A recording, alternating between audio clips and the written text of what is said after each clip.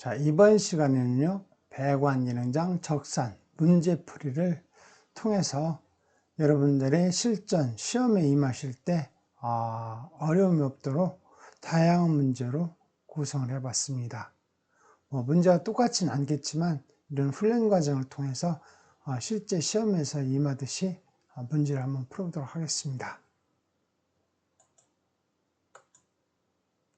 저희 훈련기관은요, 산업설비기술학원이고요, 충남 천안시 동남구 신촌로 24에 위치하고 있습니다. 신방동이라고도 하죠. 구주소로는 신방동 784-1 이렇게 치고 오시면은 천안 산업기자재 유통단지가 나올 겁니다. 천안 공구단지라고 되어 있고요. 여기 오시게 되면은 공구상가가 2층이에요. 2층이고 저희 학원 위치는요 3층에 위치하고 있습니다. 그러니까 한 층만 더 올라오시면 되겠고요. 옥상에는 주차하실 수가 있으니까요. 무료 주차가 가능합니다. 많은 양의 주차가 가능하니까 차를 가지고 오시더라도 어려움이 없이 주차하실 수 있겠습니다. 저는 NCS 확인교사로요. 가정처리라고 합니다. 집체 훈련 과정을 통해 가지고 저를 좀 뵌 분도 있을 것 같고요. 처음으로 온라인을 통해서 얼굴을 접하신 분들도 있을 것 같습니다. 집체 훈련 과정은 0042.co.kr에서 접수도 받고요. 운영을 하고 있습니다. 본 강의인 원격 훈련 과정은 susb.step.or.kr에서 동영상을 통해서 여러분들이 적산 문제풀이를 시청하시고 훈련하실 수가 있으십니다. 우리 시험 시간은 2시간으로 되어 있죠. 표준 시간이. 연장 시간은 없고요. 70회부터 유형이 바뀌었습니다. 표준 시간이 3시간에서 2시간으로 바뀌었고 유형 또한 바뀌었습니다. 맨 처음에 보시면은 요구사항이 있을 겁니다. 요구사항을 좀 잘 읽어보셔야 돼요. 여기에는 산출 근거부터 시작해가지고 이리다카페 작성하는 부분 또는 소요점 처리 기준이 쫙 나와 있기 때문에 여기를 좀 정독을 해서 한번 읽어보시고 시험에 임하시면 좋겠습니다. 맨 처음에 주는 건요, 참고 자료를 줄 거예요. 참고 자료에는 맨 처음에 표준품점이 나옵니다. 표준품이 나오면서 여기에는 이제 주로 강관, 그 다음 스테인리스관, 동관, 또는 스테인리스 주름관, PB관, 그 다음 PVC관에 대한 표준품이 나옵니다. 그리고 그 뒤에 보면은 자재단가표, 노임단가표, 위생 도기류 같은 부분에 단가 부분이 뒷부분이 나와 있어요. 그 순서를 잘 보시고 반복적으로 연습을 많이 해주셔야 되겠습니다. 맨 처음에 나오는 게 위생 백원도가 나오겠죠. 맨 처음 위생 백원도를 통해서 우리가 하는 게 산출 근거를 작성합니다. 산출 근거라는 것은 배관은 메다고요. 그 다음에 부속은 개로 나오죠. 개로. 그래서 개수를 좀 파악하는 겁니다. 그걸 갖다가 빈칸 또는 여기 명칭이나 규격, 수량을 기입하게 되죠. 그 다음에 직계표가 나오는데요.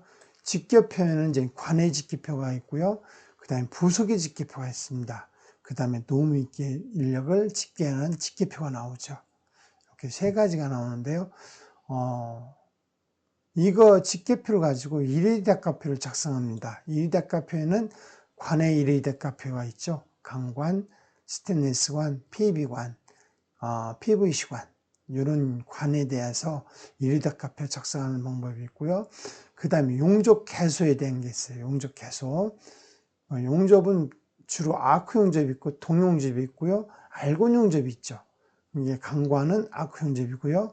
그 다음에 동관은 가스 용접이 되겠죠. 그 다음에 알곤 용접은 스테인리스 용접을 주로 합니다. 알곤 용접 가지고 백관용 용접이 가능합니다. 하나 이제 주로 사용하는 게 알곤 용접은 스테인리스를 주로 떼온다고 보시면 되겠습니다. 이때 용접 개수가 나오는데 이거에 대한 일의대가표를 작성합니다. 일의대가표에는 우리가 그걸 품을 넣어가지고요,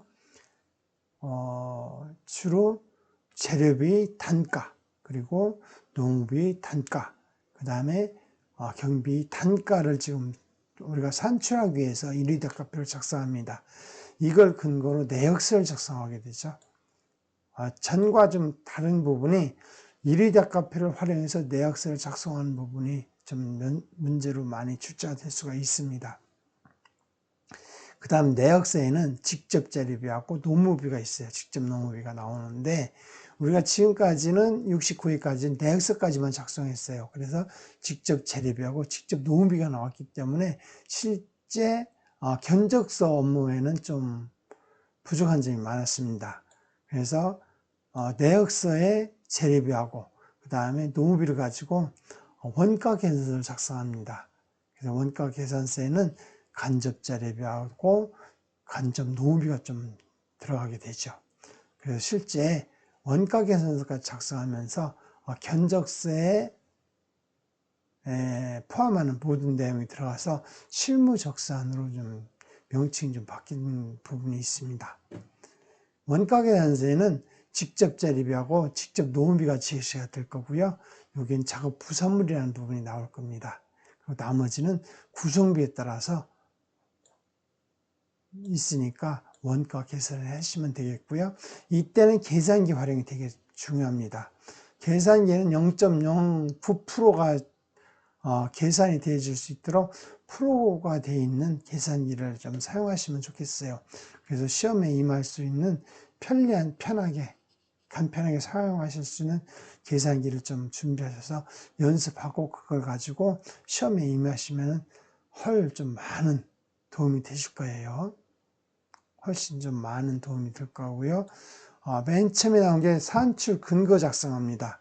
이때의 특징은 명칭이나 규격이 수량이 빈칸에 써주시면 돼요. 그래서 주로 급수주관에는 명칭과 규격이 나오고요. 분기관에는 명칭과 규격 또는 수량도 나올 수가 있어요. 수량도. 왜냐하면 인면도에 치수가 주어지죠. 주관에는 치수가 안 주어지기 때문에 주로 규격이라든가 명칭만 나오고요. 분기관에는 규격, 명칭, 규격, 수량, 그 다음에 단위도 나올 수가 있어요. 이렇게 미타수가 나올 수가 있고요.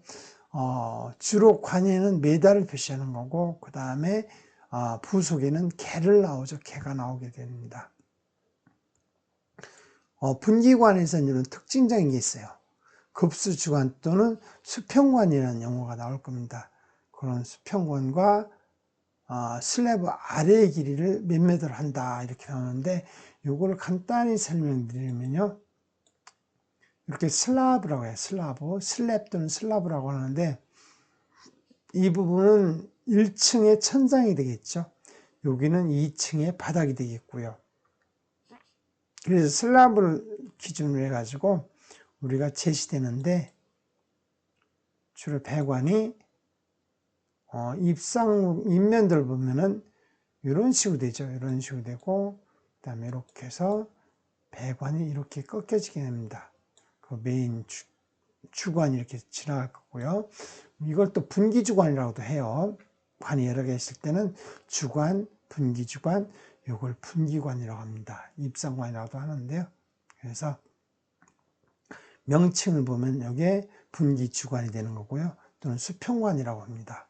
요거를 분기관이라고 하는데 분기관은 요거는 분기입상관이라고 하고요. 요건 분기횡관이라고 합니다. 또는 분기횡관이라고 설명하고요. 요 부분은 입상관인데 여기에 T를 하나 넣죠. 그래서 분기 T를 하나 넣어가지고 여기다가 수전 T를 넣습니다. 수전 T를 넣어서 여기다가 수전하고 연결하게 되죠. 욕조라든가 또는 세면기 이런 부분이 플렉시블로 처리돼 가지고 연결이 됩니다. 청소용수체 같은 경우는 직접 연결되지만 이렇게 세면기라든가 또는 화장실 변기 이런 거는 플렉시블로 이렇게 처리됩니다. 여기가 수전이 되고요. 그 다음 플렉시블에서 독이 연결하게 됩니다. 위에 이제 우리가 들어가는 게 캡이 들어가죠. 이렇게 주로 보면 캡이 들어갑니다. 이렇게 캡을 써서 이 부분에 이제 공기가 차게 되는 거죠. 공기가 차가지고 우리가 압이 걸리면 약간 이렇게 올라갑니다. 물이 올라갔다가 다시 압이 떨어지면 약간 내려가게 되죠. 그래서 순간적으로 밸브가 딱 잠길 때 압에 의해서 우리의 공기가 압축이 되는 거죠. 압축됐다가 다시 잠기면서 올라갔다가 내려갔다를 반복하게 됩니다. 이건 수격 방지용이에요. 수격 방지라 여기가 공기 챔버라고 하죠. 에어 챔버라고 합니다. 여기 캡이라고 하고요. 여기는 수전 T라고 합니다. 요거를 슬래브 두께 요 부분을 슬래브 윗길이라고 그래요. 여기까지를. 그 다음에 여기를 슬래브 아래 길이라고 합니다. 여기. 그래서 여기는 뭘 표현하면 슬래브 아래부터 수평 주간까지 거리가 즉 요거란 얘기죠. 1m라는 얘기입니다. 이런 부분. 요거를 65회부터 이게 나왔어요. 처음으로. 그 다음에 70회도 나왔습니다. 이런 용어가. 그래서 요거를 설치하는 목적은요. 여기에 보면 우리가 이제 닥트가 있을 거예요. 닥트가. 추출구가 이렇게 두 개가 들어가게 되면은 우리가 닥트하고 연결되어 있죠. 이렇게 닥트. 이런 식으로. 여기다가 플렉시블 이렇게 연결이 됩니다. 이렇게. 이 공간이 필요해요. 공간이. 또 하나 우리 같은 경우는 또 뭐가 필요하면은 우리가 주로 요새 보면 시스템 에어컨 들어가죠. 들어갈 자리를 잡아줘야 됩니다.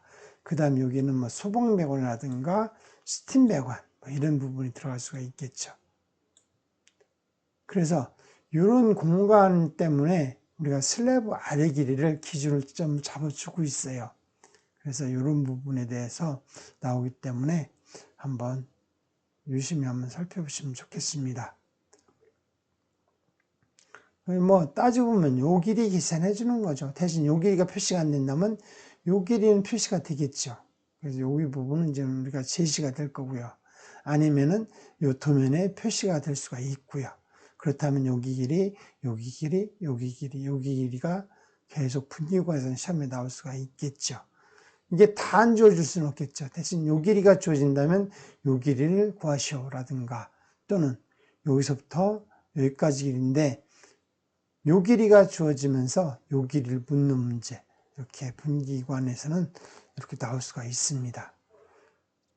그래서 실제 이렇게 우리가 위생 배관 하시는 분들도 있지만 배관 화장실 배관 하시는 분도 있겠지만 이렇게 닥트 설치하시는 분들도 있고 그 다음에 여기 시스템 에어컨 설치하시는 분이 있고 그 다음에 보일러 설치하면서 스팀이라든가 응축수 배관을 뽑는 경우가 있을 수가 있어요.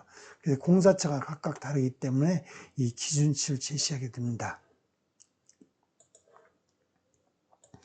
그 다음에 문제 중 도면에 재질이 표시가 안 되는 경우도 있고요. 규격이 표시가 안 되지만 산출 근거에 나올 수가 있어요. 산출 근거에 명시되어 있다면 그 부분에 명칭이 비슷하면 앞뒤를 보시고 재질이 어떤가 보시면 좋겠어요.